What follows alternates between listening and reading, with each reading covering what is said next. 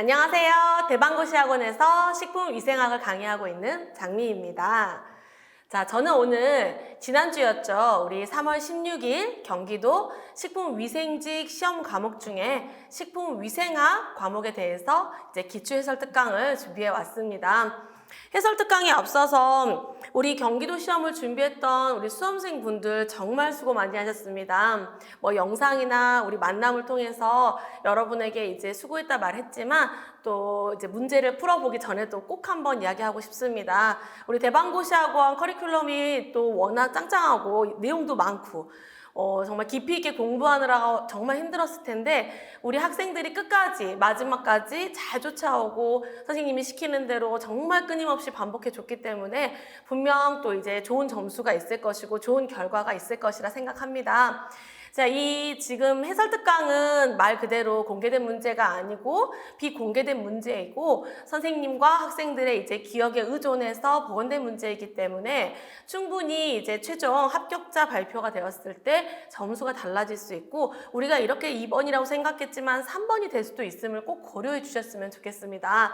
또 선생님들이 남기는 총평이나 여러 가지 글들을 통해서 점수가 너무 높은 건 아닐까, 점수가 낮아지는 건 아닐까 여러 가지 이제 고민들과 걱정이 많으실 텐데 여러분 그런 그 추측성인 부분들은 다 내려놓으시고 여러분이 지금 이 순간에 어떤 것들을 또 준비할까, 내가 어떤 일들이 생길지 모르고 어떤 결과가 나올지 모르기 때문에 지금 내가 무엇을 해야 할까를 생각하면서 선택과 집중을 하셨으면 좋겠습니다.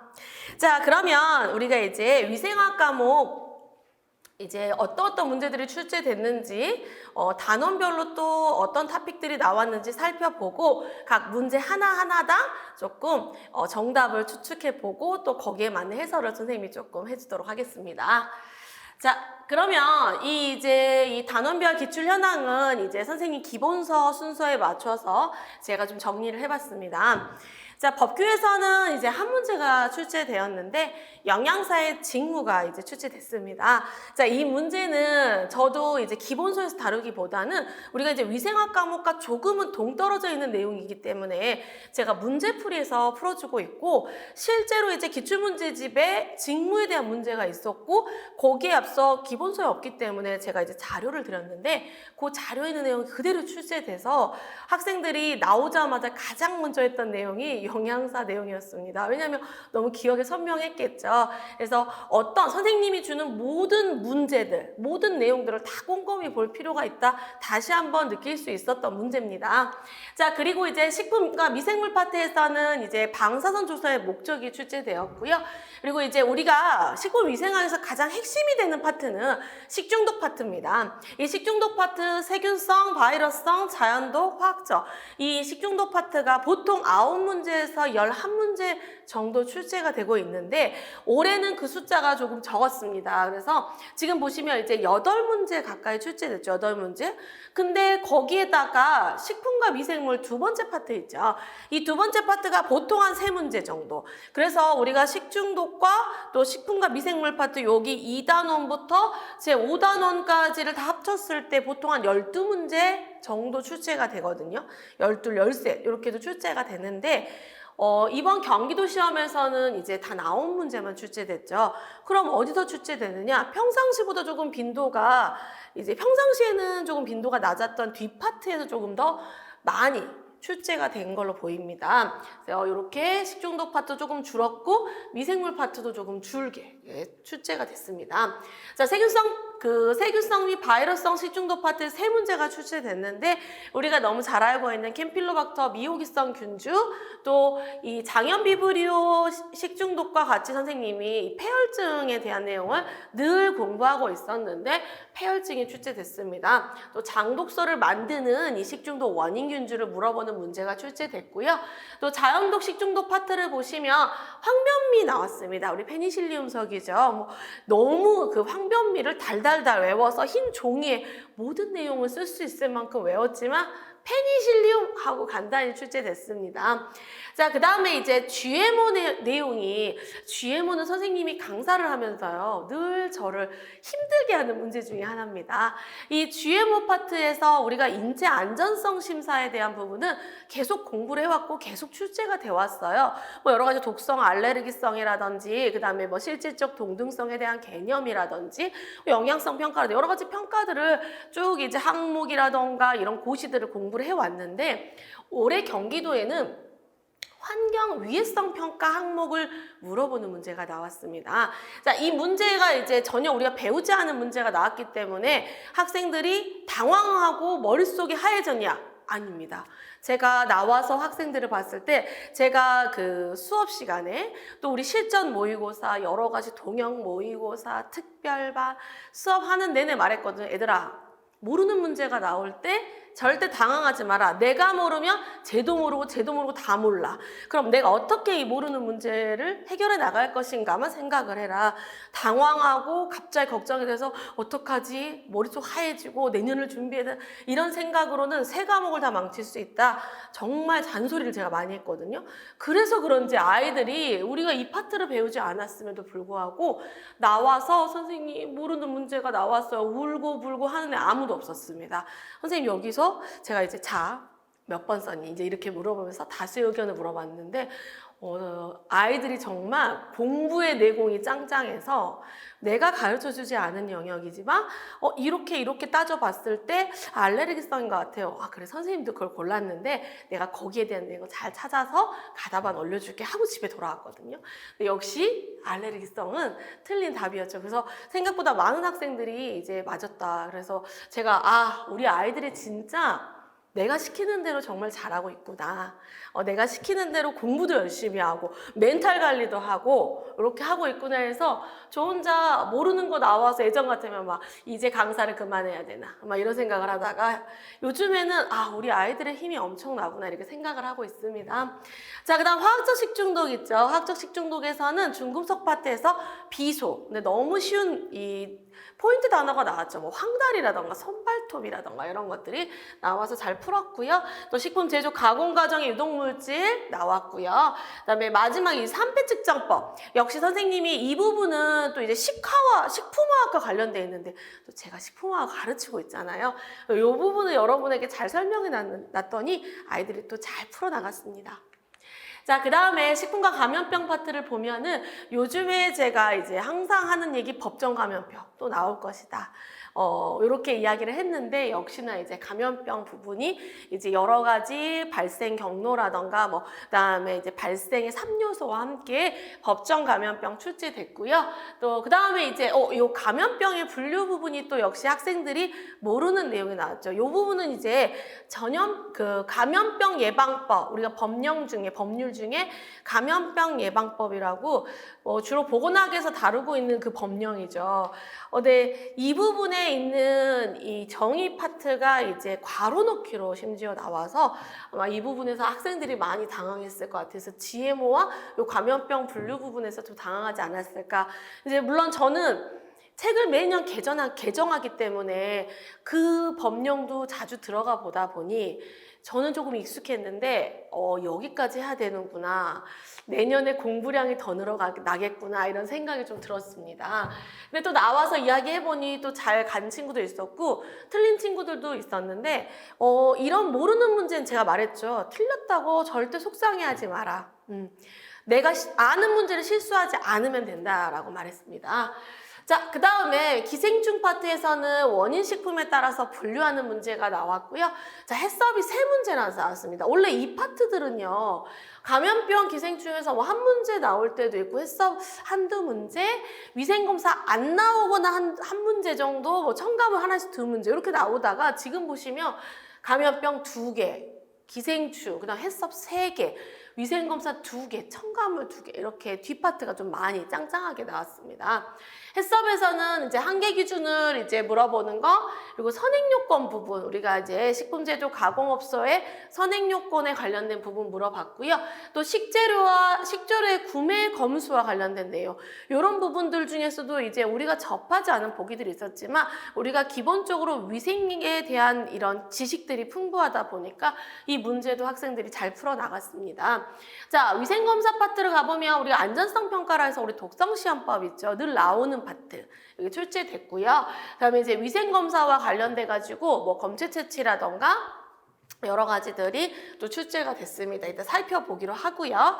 자, 식품 첨가물의 일반 사용 기준. 선생님이 실전 모의고사까지 계속적으로 일반 사용 기준 꼭 살펴봐라 라고 이야기했었는데 정말 출제가 딱 됐습니다.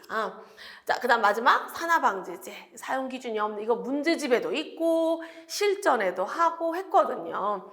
여러분들 잘 풀어나갔을 것이라고 생각을 합니다. 자, 그러면 각각의 문제를 한번 살펴보도록 할게요.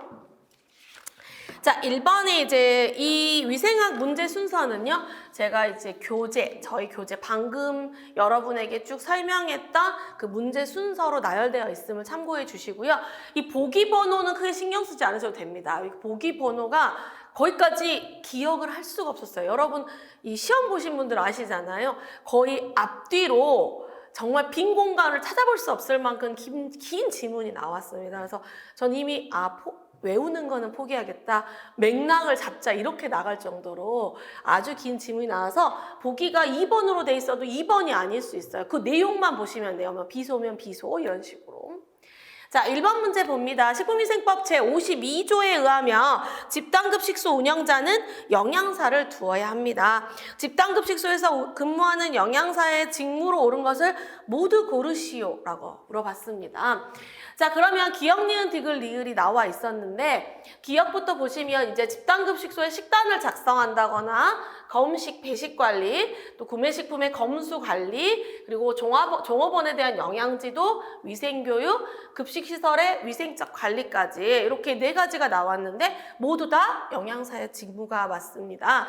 이 조금 특이한 것은 보통 저희가 이제 실제 기출문제들을 보면 기역, 니은, 디귿, 리을, 기역, 니은 어쩌다 한번 기역, 니은, 디귿, 기역, 니은, 디귿, 리을 이런 식으로 좀 나오고 저는 완전히 막 이렇게 하나만 모르면 안 되고 하나만 알아서는 안 되고 이런 식의 보기 구성을 많이 해서 학생들이 어려움을 좀 느끼면서 공부를 열심히 하게 나가는데 기출문제는 그거보다 보기 구성이 좀 쉽거든요.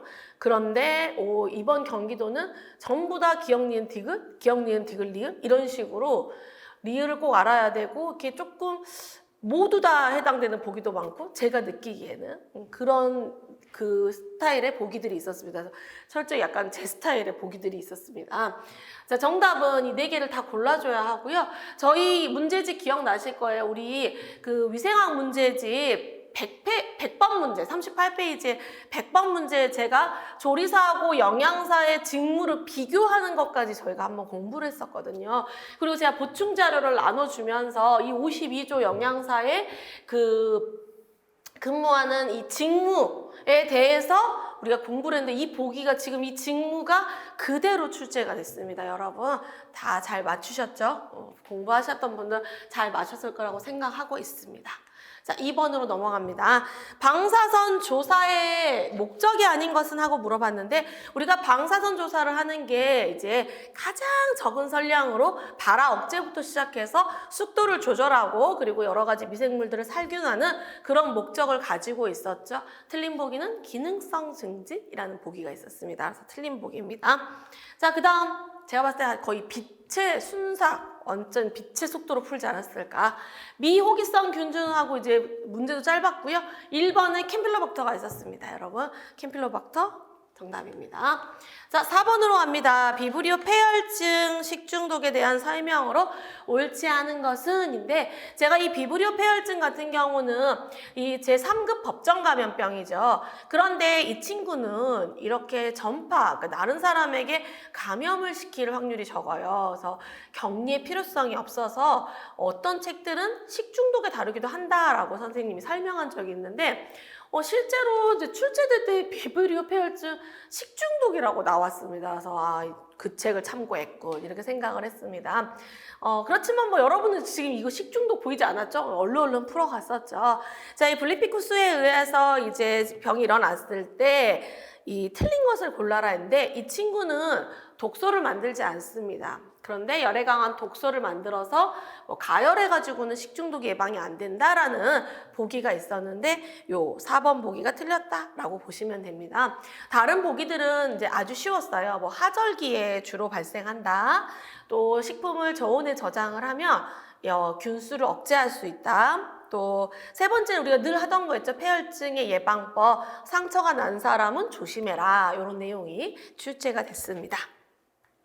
자, 5번 역시 어렵지 않은 문제였죠. 이 장독소를 생성하는 식중독 원인균을 모두 고르세요라고 했는데 장독소, 엔테로톡신을 만드는 친구 황색포도당 구균하고요. 파프린젠스 가장 대표적인 친구들이죠.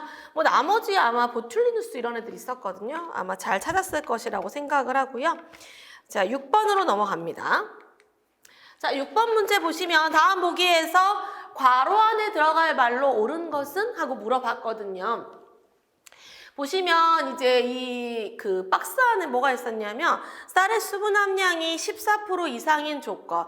자, 우리가 이 쌀의 수분 함량이 조금 기질 수분이 좀 높으면 이제 곰팡이가 증식하기 쉬웠었죠. 이 기질 수분을 낮춰줘야 곰팡이 증식이 예방할 수 있다 이런 거 배웠잖아요.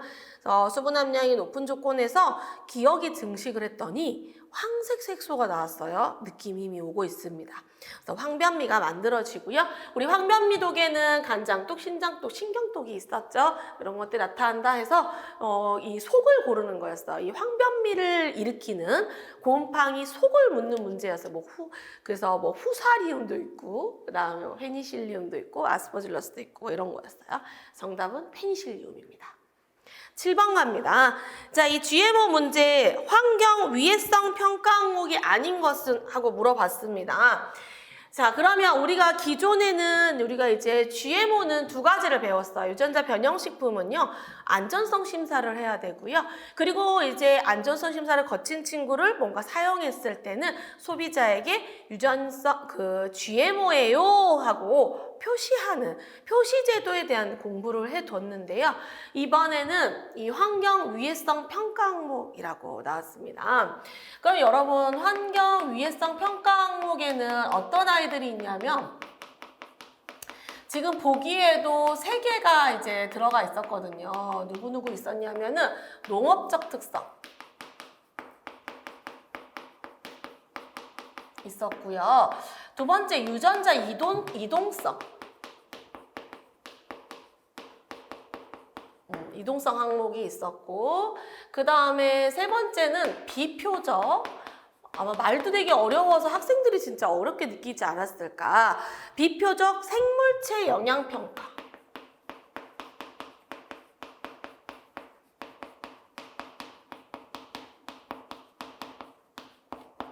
그래서 농업적 특성 평가, 또 유전자 이동성 평가 다 평가 붙이면 돼요.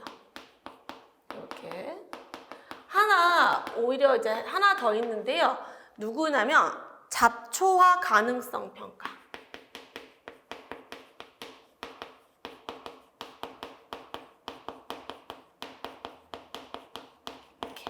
혹시 이제 또 해설 특강을 들으신 분들 중에 우리 경상북도 또 경상남도 또 우리 공채 친구들 듣고 있을 수 있어서 혹시 모르니 이 정보까지 물론 수업 시간에 다 해줄 겁니다. 그렇지만 이 위해성 평가를 찾아보니 요런 아이들에 대해서 하고요. 실제로도 우리가 지금 GMO는 식약처에서 주로 이제 평가들을 하는데 이 환경 위해성 평가 같은 경우는요. 농진청에서 이렇게 부서가 다르고 구분되어서 하고 있다. 뭐 요 정도만 간단히 설명하고 우리가 기존의 알레르기성 평가는 우리가 GMO의 이제 그 안정성 평가 항목 중에 들어있었잖아요. 이거는 인체 위해성 평가 항목으로 이제 다시 구분할 수가 있습니다. 그래서 인체 위해성 평가에는 우리가 이제 공부했던 아이들이 다 들어있고요. 요것이 환경 위해성 평가 항목이다. 그 정답은 알레르기성 평가로 이제 보여집니다. 자, 그 다음에 8번으로 갑니다. 만성 중독 시 피부를 청색으로 변화시키고 손발 피부의 각화 현상이 일어나며 특히 황달을 유발하는 금속은? 하고 물어봤습니다.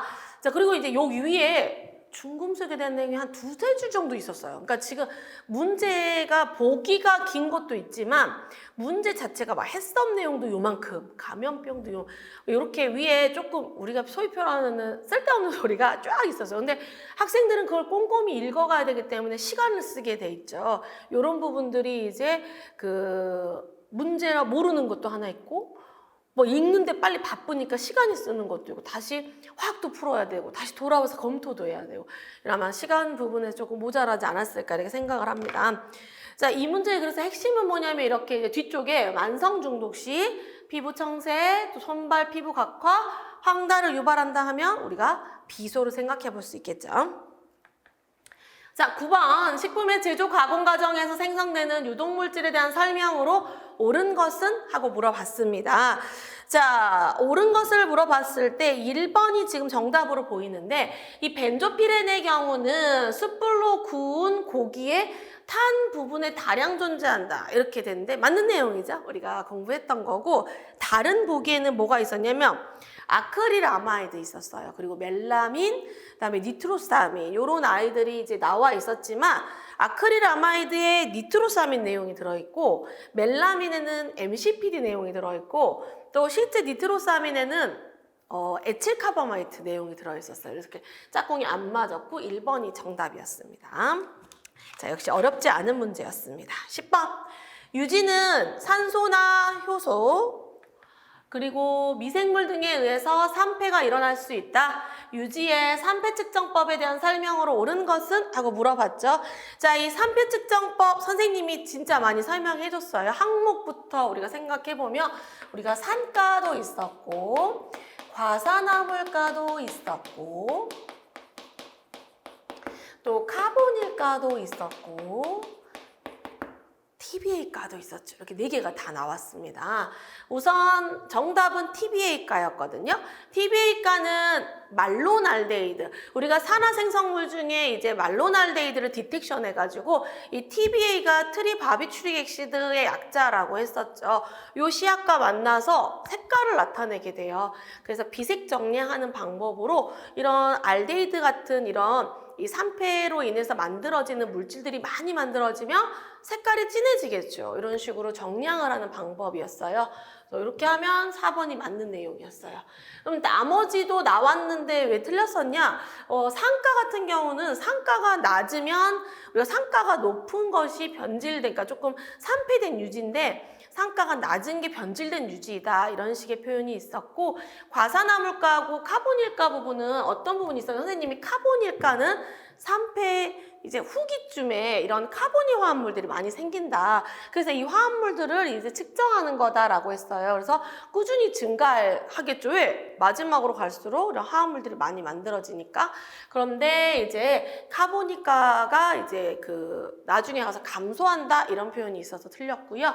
과산화물가 같은 경우에는 이제 유지의 초기, 유지 산패의 초기부터 이제 만들어지게 되는데 과산화물은 조금 불안정한 면이 있어서 이제 산패 뒤쪽으로 가면은 조금 감소하는 경향이 있는데 일정하게 유지된다라는 식의 표현이 있었습니다. 그래서 이런 그 항목만 알아서는 안 되고 유지 산패와 각각 이것들을 측정하는 이런 지수들과의 관계, 수치의 변화들을 조금 더 좀 자세히. 근데 제가 18년도에 이미 경기도에서 이런 유지의 산패와 관련된 문제가 출제되면서 제가 아마 디테일하게 설명을 여러 번 드려서 학생들이 잘 풀어나갔어요. 11번 갑니다. 병원체 감염으로 질병이 발생되는 경우를 우리가 감염성 질환이라고 하며 감염성 질환이 감염성을 가지고 새로운 숙주에게 감염되는 것을 감염병이라고 한다. 감염병 발생 및 특성 또는 예방에 대한 설명으로 옳은 것을 골라라 라고 했습니다. 자, 정답은 몇 번이냐면 4번에 1급 법정 감염병은 17종이고요. 신종 인플루엔자 등과 같이 이런 집단 발생의 우려가 큰 경우는 발생 즉시 신고해야 된다라고 1급 법정 감염병에 대해서 물어보는 지문이 있었습니다. 이렇게 설명하는 지문이 요게 정답입니다. 1, 2, 3번이 물론 다 틀린 지문이 있었어요. 뭐 그 감염병인데 2차 감염 잘 안 일어나고 그 다음에 뭐 잠복기가 짧고 이런 내용도 있었고, 그다음에 발생, 감염병 발생의 3요소 우리 뭐예요? 감염 경로, 그다음에 숙주의 이제 면역성이나 감수성이나 이런 면역이잖아요. 그런데 감염원, 감염 경로, 병원체 뭐 이런 식의 보기가 있었거든요. 그러니까 틀린 보기들이 있었고 4번이 맞았죠. 근데 이제 17쪽 학생들이 나와서 선생님 뭐 17쪽 나왔다고. 제가 문제 저도 근데 아마 문제풀이 때인지 특별반 때인지 정확히 기억이 안 나는데 우리가 진짜 감염병 몇 급인지를 너무 많이 하고 신고 시간, 특징을 너무 많이 했잖아요. 그러니까 개수가 몇 개인지도 얘들아 알아둬. 그래서 근데 이제 2, 3, 4급은 계속 변화가 있잖아요. 지금 뭐 코비드19도 있고 엠폭스도 있고 여러 가지들 매독도 바뀌고 막 그랬잖아요. 근데 이 1급 같은 경우는 그대로 있었죠. 그래서 뭐 각 급의 몇 종이다까지 우리가 다 외웠는데 다 그게 나왔어요. 그래서 저도 너무 기뻤어요. 제가 생각했던 그런 내용이 나와서 이렇게 하고 그 다음에 발생 즉시 신고하는 부분까지 1급 법정 감염병에 대한 설명이 옳기 때문에 정답이다. 자, 12번 갑니다. 자, 이게 12번이 이제 우리가 감염병의 예방 및 관리에 관한 법률 해가지고 감염병 예방법이라는 표현을 하거든요. 이 법령이 이제 약칭으로는 감염병 예방법에는 이 2조, 그러니까 1조에는 목적이 있겠죠. 법령이니까. 2조의 1호에 있는 말이에요. 이 친구가. 우리 위생법 보면은 정의 나오잖아요. 2조에. 예. 2조에 1호. 그러니까 1땡에 있는 표현이죠. 감염병이란 하면서 제1급, 2급, 3급, 4급 땡땡 기업, 세계보건기구 감시대상 감염병, 생물테러, 성매개, 니은 및 의료 관련 감염병을 말한다 라고 물어봤습니다. 자, 그러면 기억에는 누구냐면 기생충 감염병이었고요. 니은은 인수공통 감염병이었습니다.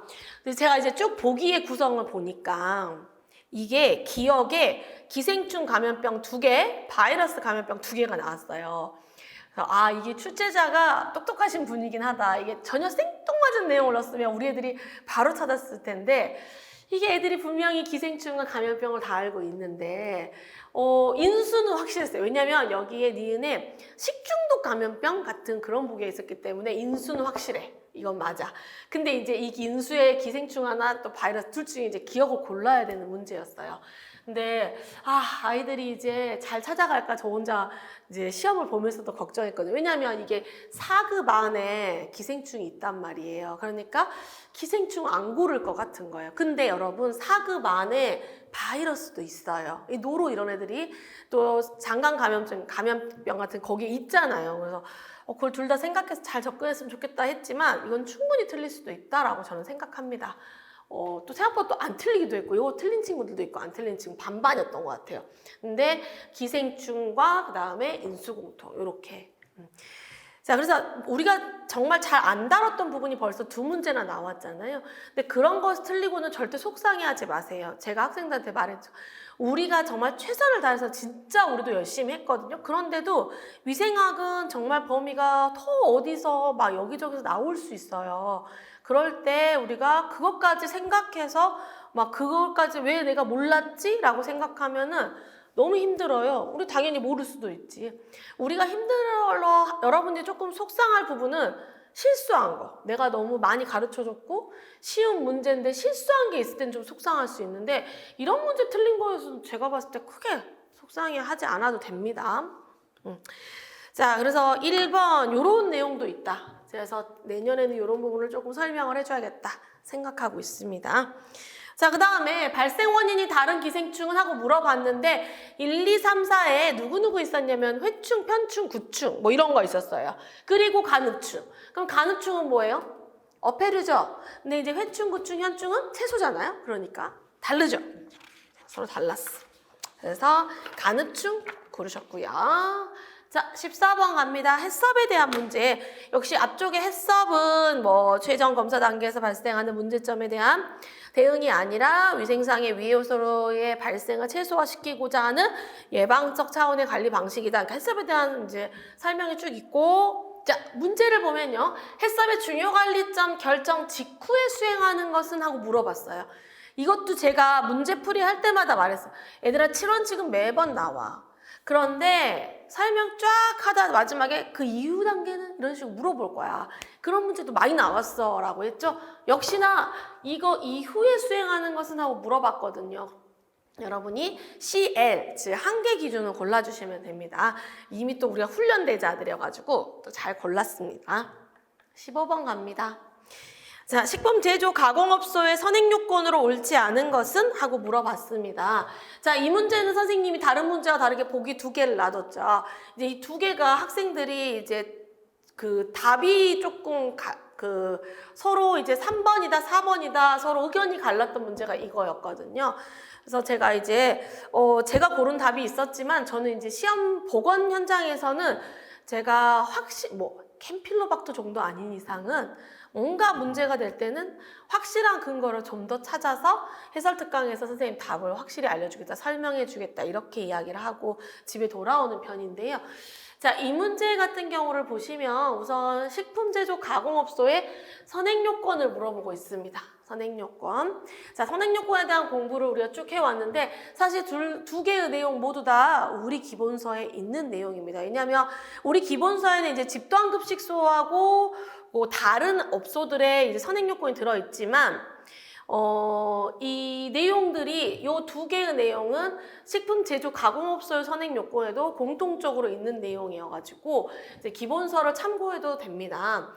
우선은 이제 3번의 내용을 보면 신선 편의식품 등 냉장 보관이 필요한 식품은 10도씨 이하에서 보관한다. 아마 직관적으로 딱 풀었을 때 제가 봤을 때 이걸 먼저 고른 친구도 있을 거예요. 왜냐면 우리가 이거는 지금 이제 제 모의고사고 우리가 21년도 교육청 시험에 이 신선 편의식품에 대한 내용이 이제 처음으로 구체적으로 이제 출제가 되죠. 괄호 안의 내용까지 나오면서 신선 편의식품과 훈제 연어식품 같이 뭐 5도씨라고 정해놓은 거는 그 온도를 따라야 된다라는 표현이 출제가 된 적이 있어서 얘들아 요런 것까지 살펴봐야 돼 라고 공부를 하면서 이제 공부를 해오다 보니 이제 실전 모의고사에 이런 문제까지 제가 낸 거죠. 이런 아이들은 딱 꼽아서 얘기를 하면 5도씨가 맞는 말이다 라고 이제 설명을 해서 이렇게 이제 문제가 나왔을 때 이제 이렇게 그 내용을 바탕으로 푼 친구도 있습니다. 근데 그냥 기본적으로 냉장 온도가 10도씨라고도 있기 때문에 이제 다른 보기도 분명히 살펴보면서 다른 생각들을 좀 했던 것 같아요. 그래서 4번에 대한 내용은 이제 보시면 뭔가 공정을 다 완료한 완제품을 제품 검사를 해가지고 소비기한이 구체적으로 기록돼야 한다라는 보기가 있었는데 선생님도 이제 이 문제 볼 때 소비기한에 대한 내용, 제품 검사를 했다 이런 부분을 보고 왔는데 학생들이 이제 기록이라는 말이 있었고 기록이니까 7원칙 쪽 아닐까요? 해서 또 틀렸다고 생각했던 애들이 있더라고요. 근데 이제 그 부분에 대한 이제 백업 자료를 조금 보자면 자, 이거 우리 기본서에 이제 387쪽에 있는 선행요건 자료입니다. 자, 선행요건 중에는 검사관리라는 항목이 있고요. 자, 제품검사에 대한 항목이 있습니다. 자, 제품검사는 자체 실험실에서 이제 따라 실시를 하거나 검사 기관과 협약을 해가지고 실시해야 된다. 이 검사 결과에는 다음의 내용이 구체적으로 기록돼야 한다라고 하면서 이 중에 소비기한이 들어있습니다. 그래서 제가 이 내용을 바탕으로 정답은 3번이 정답이 있다 이렇게 좀 더 확정을 했습니다. 이제 요런 여러 가지 의견들을 듣고 제가 혹시 놓친 부분인지 학생들과 복원을 했을 때 이 4번의 내용은 실제적으로는 선행요건에 있는 내용이기 때문에 이제 이 옳은 보기로 보고 신선 편의식품이라고 콕 찍어서 설명을 했기 때문에 그냥 냉장 보관하면 10도씨가 맞겠지만 신선 편의식품하고 우리가 알고 있는 아이를 이제 꼭 찍어서 얘기했기 때문에 5도씨로 생각을 해서 3번을 맞는 답으로 하는 게 좋지 않을까. 이거에서 정답으로 처리되지 않을까. 이렇게 선생님이 예상하게 되었습니다. 자, 16번 갑니다. 16번 문제는 이제 어떤 문제가 나왔냐면 식재료의 검수에 대한 내용이 나왔습니다. 실제로 이제 문제는 어떤 식이었냐면 식재료의 안전성은 완성된 제품의 안전성 확보와 직결이 된다. 이런 식재료의 검수 그리고 구매에 대한 설명으로 옳은 것을 모두 고르세요 라고 하면서 기역, 니은, 디귿만 있었어요. 우리가 보통 이런 기역, 니은, 디귿 문제들은 리을까지 있게 마련인데 워낙 길이가 길어서인지 3개만 있는 아이들이 많았어요. 근데 또 3개만 있으면 보기가 하나 줄어서 되게 쉬울 것 같은데도 생각보다 쉽지 않더라고요. 이것도 그래서 뭐 기역, 니은, 디귿 당연히 있고요. 뭐 기역, 니은 이렇게 구성이 되어 있었는데 자, 이 내용에서 정답은 니은 디귿으로 보입니다.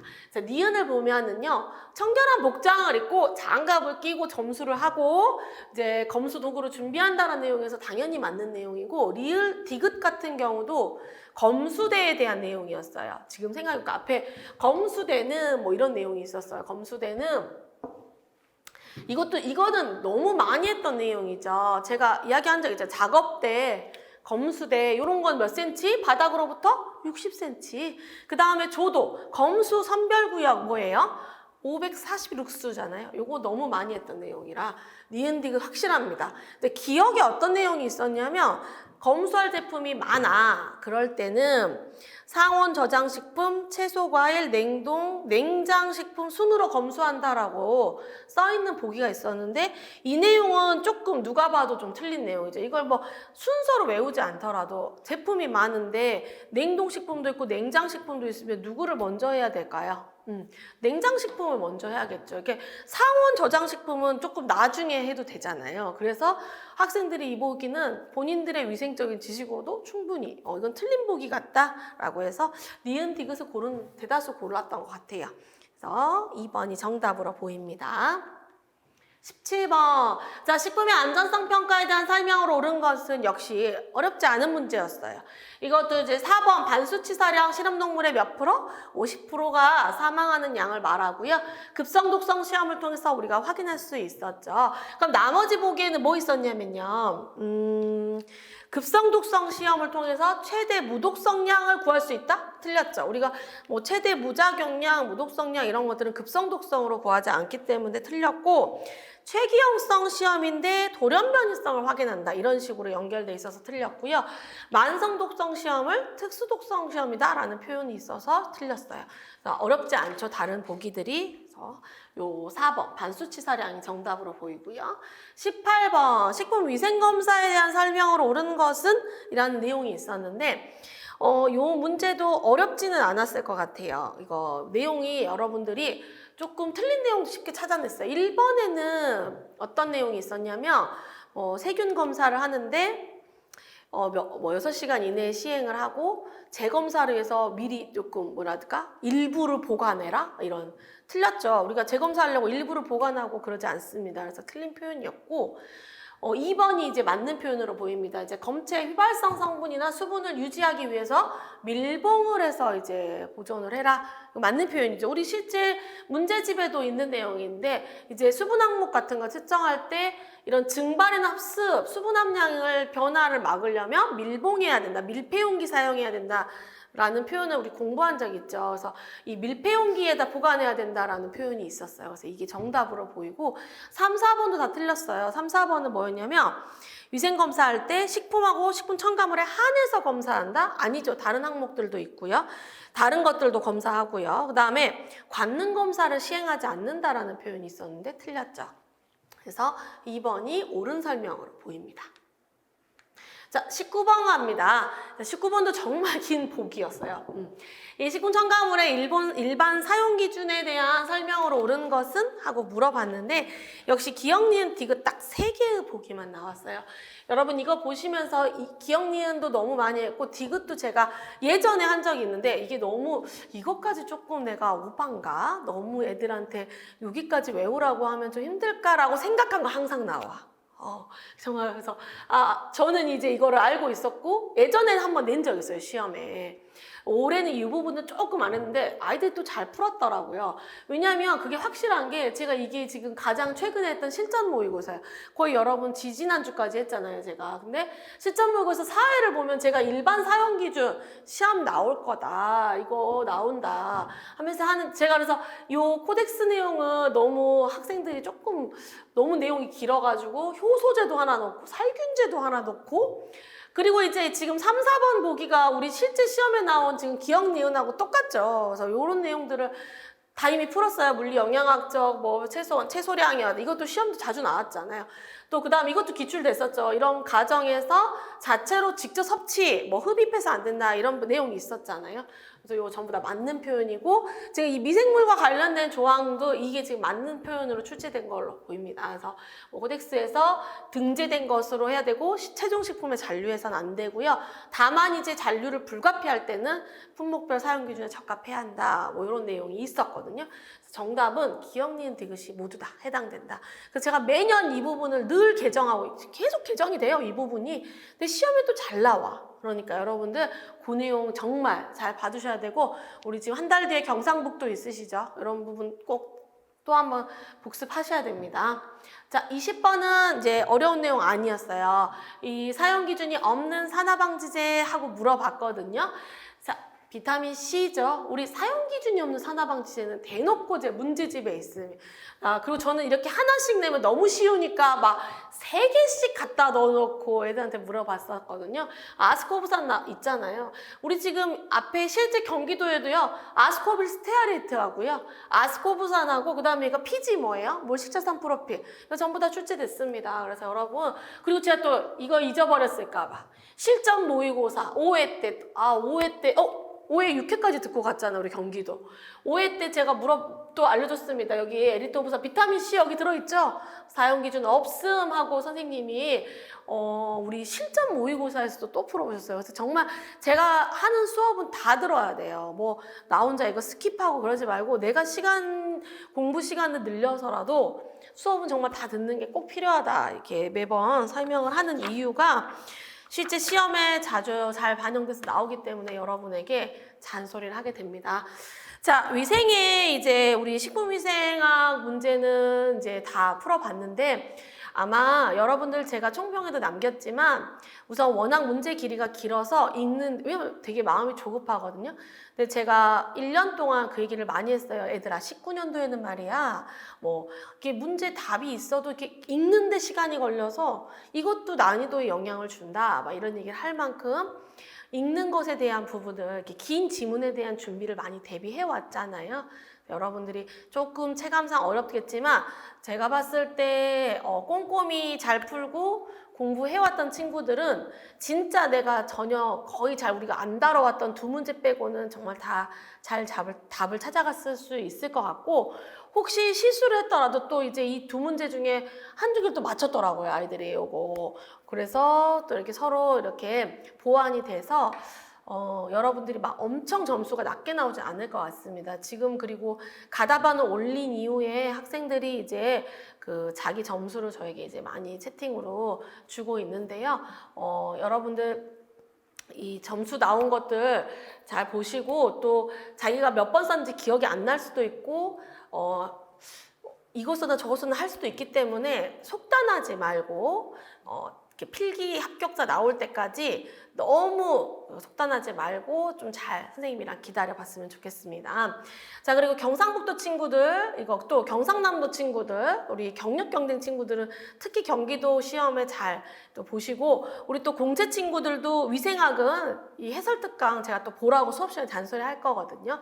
보시고 내가 참고하지 못하거나 내가 놓친 부분들이 있으면 꼭 체크하셔서 다른 시험, 제가 이제 미생물학에서 잠깐 또 이제 설명하겠지만 타 지역 시험들이 다 나옵니다, 여러분. 그러니까 이 다른 지역들 시험 꼭 모니터링 하는 거 잊지 않으셔야 됩니다.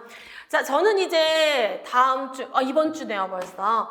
우리 이제 면접 특강을 통해서 만날 겁니다. 저의 이 삶은 똑같습니다. 여러분들을 같이 공부하고 응원하고 시험장 가서 시험 보고 복원하고 그다음에 해설 특강하고 면접 특강하고 면접 도와주고 마지막에 잔치하고 이렇게 다 모든 계획이 세워져 있기 때문에 여러분 꼭 그 신청하셔서 해서 이 면접 특강도 잘 참여하셔가지고 면접 준비도 미리미리 이렇게 하시고 궁금한 게 있거나 선생님에게 이제 도움이 필요하시다면 언제든 또 연락 주시면 되겠습니다.